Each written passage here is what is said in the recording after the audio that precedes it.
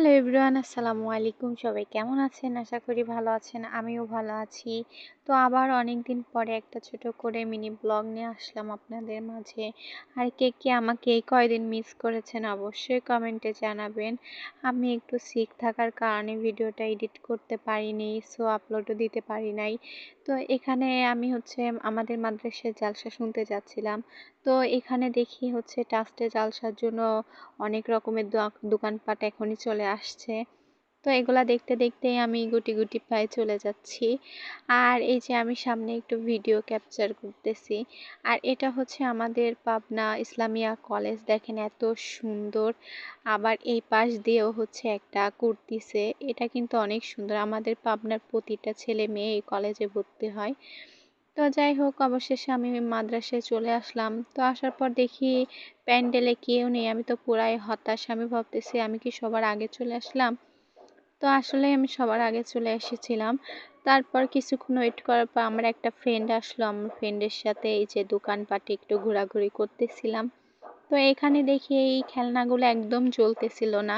মামা বলতেছিল এগুলো অনেক সুন্দর লাইটিং হয়।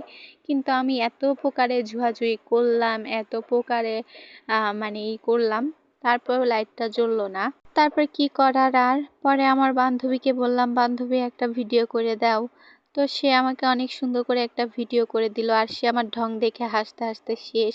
যাই হোক, ঢং করতে করতে এই পর্যায়ে এখানে চলে আসলাম। আসার পর দেখি একটা মামা এত সুন্দর সুন্দর ফুল গাছ নিয়ে আসছে।